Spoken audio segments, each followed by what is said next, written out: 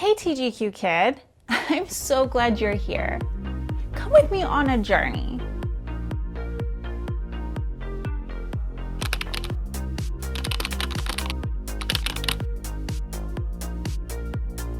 That we're gonna go on is in a familiar hallway that you walk down. You know this hallway like the back of your hand, and you know as you're walking down this hallway that there is that room. You know the one I'm talking about.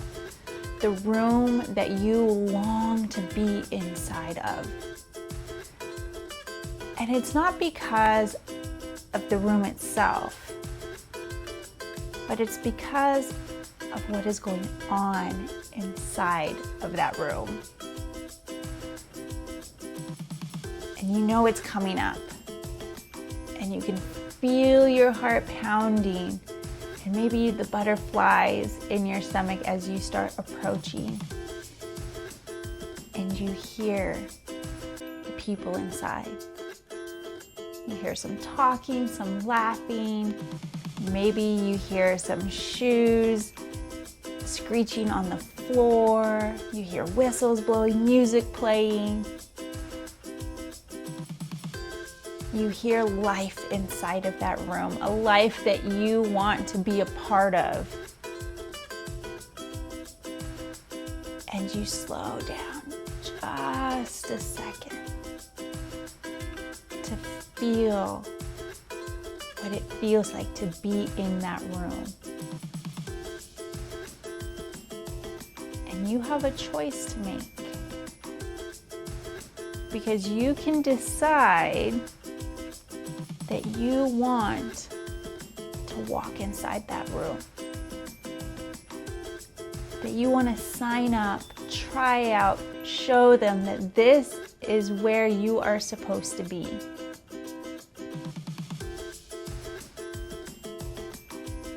But you know, to do that, that means that you're making yourself seen. You're setting yourself up to potentially fail.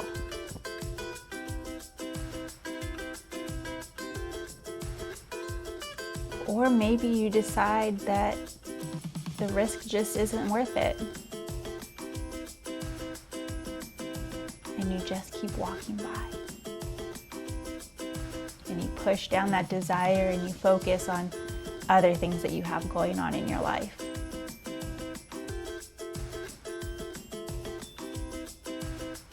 Okay, now let's jump to a little bit of a different scene. You are hanging out with your friends and you're talking in a group, and you see a new kid kind of walk up, close enough to hear what's going on, but not close enough to be a part of the group. And you see them, and now you're in that moment. What are you doing?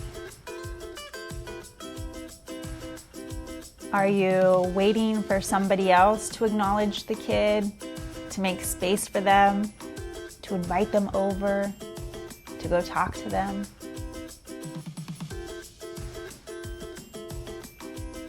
Or are you the one making space?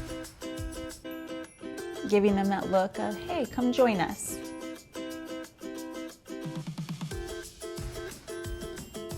Or are you dismissing them? Saying, nope, they don't belong here. They dress too funny. They don't have the right look. Or maybe you're like, I just don't know. And I'm not going to be the one who brings this person in. Because what if they're weird?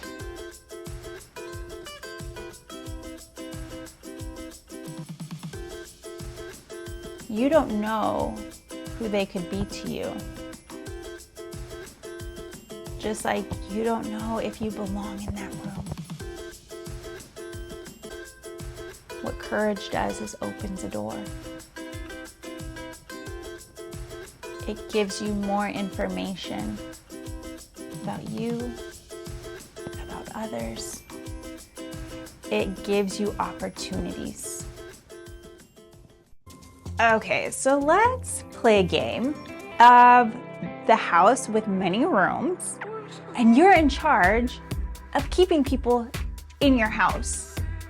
But I have a couple of rules for you. So you can only have up to 9 people in each room.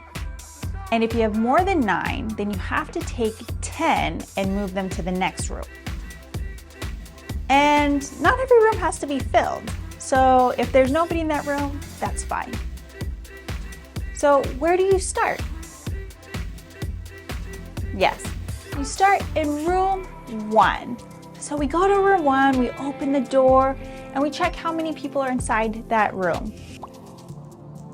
There's 2 people already in it, and we have 2 people who want to come in. Do we have space for them? Yes, we have space for those 2 people. Now, what if instead of 2 people wanting to come into that room, let's say that we had 6 people who wanted to come in that room? Do we still have space for them? We do, because that's only 8. Okay, what if we had 9 people who wanted to come into that room? Do we have space for all 9 people? No. And in fact, now what we do is we take those 9 and we gather 1 more and we move it over into the next room and we say, hey, let's go check out room number 2. And we check out the next room. And we do the same thing for every room. This sounds awfully familiar. Have you heard of this concept before, where you start in one room and then if there's too many people, you have to move them over into the next room? Yes, math and adding. So let's break this down to math. If we have the number 2 plus 2, we know that it equals 4. And if we had 7 plus 5, we know that that equals 12. Well, look it. Because it equals 12, we now have 2 rooms taken up.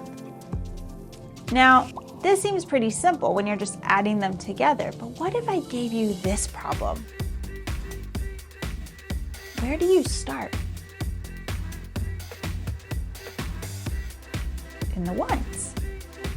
You start in the ones, and you see how many people do I have in this room. And if you have too many, you take the 10 and you move it into the next room, 10's room. And then you go to your 10's room and you add up all the people, you find your 10's, because we know we can't have 10 in that room, and we move our 10's over into the next room. Now, if we don't have 10 or more, then everybody just stays in that room. But if we have more, then we have to move them over.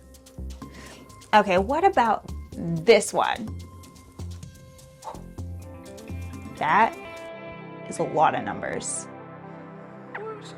Ooh, can you do it? If we followed the same steps that we've been doing. Start in room 1, see how many 10's you have, move your 10's to the next room. Go to your 10's room, and check out how many 10's you have. If you have any, you're gonna take those 10's and move them to the next room. Then, same thing in that room. A lot of times when we see big things, they look scary. They look maybe even impossible. But when we break them down and we look closer, we find that a lot of times these big, scary things are actually really just a lot of small steps squished together. And sometimes those steps are even just repeatable steps. Do it here, then again, and again, and again. So, is there anything that you've been staring at that once seemed impossible, that now you go, hey, I think maybe I can take this on. Okay, TGQ kid, you know what time it is. Let's bring it in and lock this down. Say it with me. I am a TGQ kid. I train daily to become better. I stay grounded in who I am, and I'm quick to do the right thing. That was awesome. And always remember, TGQ kid, that you are perfectly, uniquely you. And the world wouldn't be whole without you. Well, until next time, kiddo.